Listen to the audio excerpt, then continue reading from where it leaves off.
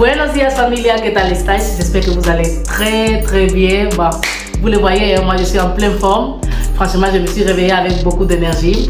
Et vous le savez, aujourd'hui, j'aimerais vous partager mes 3 raisons lesquelles m'ont poussé à me déménager ici au Sénégal. D'accord? La troisième pour moi est la plus importante, donc je t'invite à rester jusqu'à la fin de la vidéo. Et je t'invite aussi à t'abonner à ma page. Cette vidéo n'a pas été faite afin de vous convaincre de quoi que ce soit. D'accord? J'essaie de partager juste mon opinion, juste mon avis. D'accord? Donc pourquoi j'ai décidé aujourd'hui de faire cette vidéo? Car j'ai grandi en Espagne et à l'âge de 20 ans, j'ai décidé de déménager et aller habiter à la Haute-Savoie. Donc voilà, comme vous l'avez compris, j'ai fait 20 ans en Espagne et puis j'ai fait 12 ans en France. Et actuellement, ça fait 2 mois que je suis arrivée ici au Sénégal. Et là, donc sans plus m'attarder, voilà les 3 raisons qui m'ont poussé à quitter l'Europe et à venir m'installer ici au Sénégal.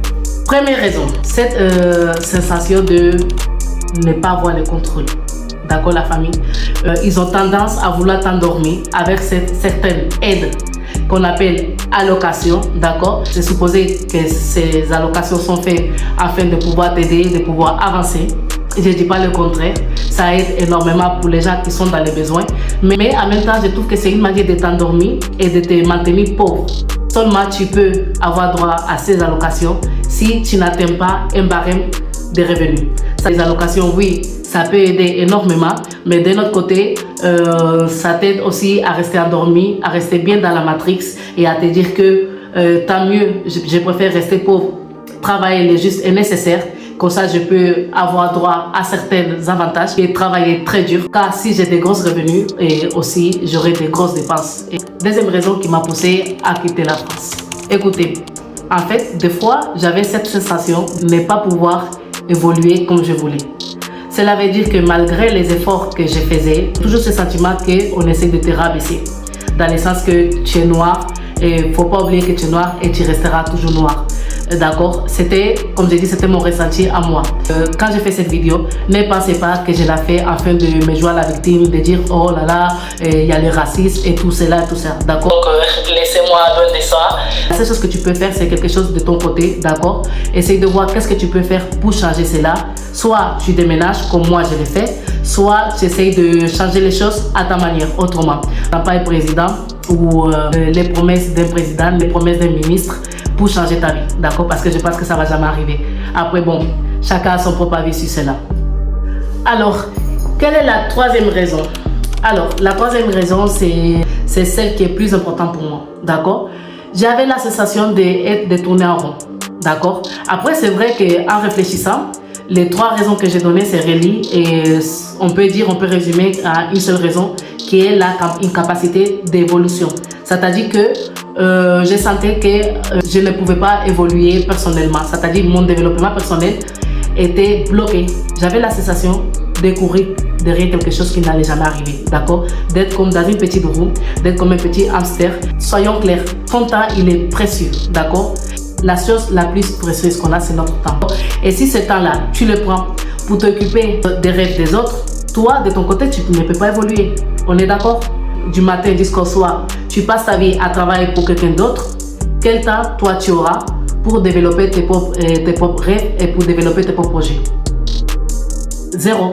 Et moi, j'avais cette sensation. J'avais la sensation d'être derrière le temps, de courir après le temps. J'avais la sensation de ne pas avoir le temps pour rien. Et tu passes toute ta vie au travail et après tu arrives à la maison, tu es fatigué et tu n'as pas le temps de développer tes idées, de développer ton propre projet. Pour avoir droit à un logement, il faut un CDI. CDI, c'est égal à crédit. Car nous tous on sait que personne veut vivre toute sa vie en train de payer un loyer, d'accord? Dès que tu as ton CDI, indirectement, tu vas penser à l'achat d'une maison. Surtout quand tu es marié et tu as des enfants, bah, tu vas penser à avoir un chez toi.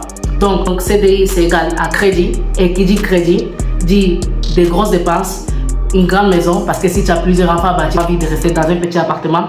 Tu vas avoir envie d'acheter une grande baraque. Donc, tu vas acheter ta maison, tu vas acheter ta voiture, une grosse voiture. Qui dit crédit à la consommation, car tu vas te rendre compte que à la fin du mois, tu n'arrives même pas à manger. Donc, qui dit crédit dit des grosses dépenses et qui dit grosses dépenses dit stress. Pourquoi? Parce que les premières années, ça va aller, mais petit à petit, tu vas te rendre compte que les crédits vont s'accumuler et que toi, tu as toujours le même salaire. Donc à la fin du mois, tu auras du mal non seulement à rembourser tes crédits, mais à vivre, d'accord, le jour à jour. Et j'ai pas mal de connaissances qui sont tombées dans ces systèmes, cette matrix-là, qu'une fois que tu rentres, c'est très compliqué de sortir, les gars. Et quand j'ai vu ça, je me suis dit non. Non. Moi, je ne peux pas franchement tomber dans ce système où tu cours après la montre, d'accord, et où tu n'as pas le temps ni d'élever tes enfants, tu n'as pas le temps de vivre ta vie, tu n'as pas le temps de développer tes projets. Et la seule chose qui te reste, c'est à travailler pour quelqu'un afin de pouvoir payer ces crédits-là. Est-ce que tu veux nous dire que l'Europe ne vaut rien du tout et que c'est mieux de rester en Afrique, que l'Afrique est beaucoup mieux que l'Europe? Écoutez, pour moi, dans chaque endroit, il y a ses avantages et inconvénients, d'accord? Moi, aujourd'hui, je tenais à parler des inconvénients de l'Europe. Mais à côté de ça, il y a pas mal d'avantages, d'accord, qu'on ne trouve pas ici en Afrique. Donc, comme je vous ai dit, dans chaque endroit, il y a ses bons côtés et ses mauvais côtés, d'accord? Je ne suis pas là, comme je vous ai dit, afin de vous convaincre de faire ceci ou cela. Je tenais à vous donner mon avis et à vous expliquer pourquoi j'ai décidé de déménager ici au Sénégal, d'accord? Mais sachez, l'Afrique n'est pas facile, les gars. Il y a de vraies galères, d'accord? Et je ferai plus tard, je pense, une vidéo en vous expliquant aussi les galères de l'Afrique. Donc, tout cela pour vous dire que la vie, c'est un choix, d'accord?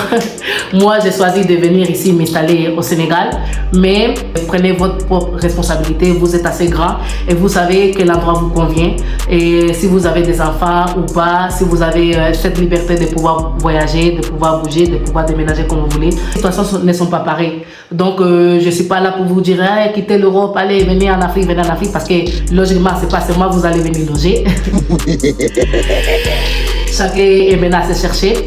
Donc voilà, c'est vrai que je voulais vous donner 3 raisons laquelle m'ont poussé à venir ici au Sénégal. Mais en vrai, vous voulez savoir ma vraie raison? Le soleil, les gars, le soleil, la chaleur. Ah, excusez-moi, mais quand je pense que si en Afrique il faisait si froid qu'en Europe, j'allais réfléchir 2 fois avant de venir. Donc c'est vrai que la première raison, c'est le soleil. Donc avec ceci, je vous souhaite un très bon lundi. Prenez soin de vous et on se dit à lundi prochain. Mouah.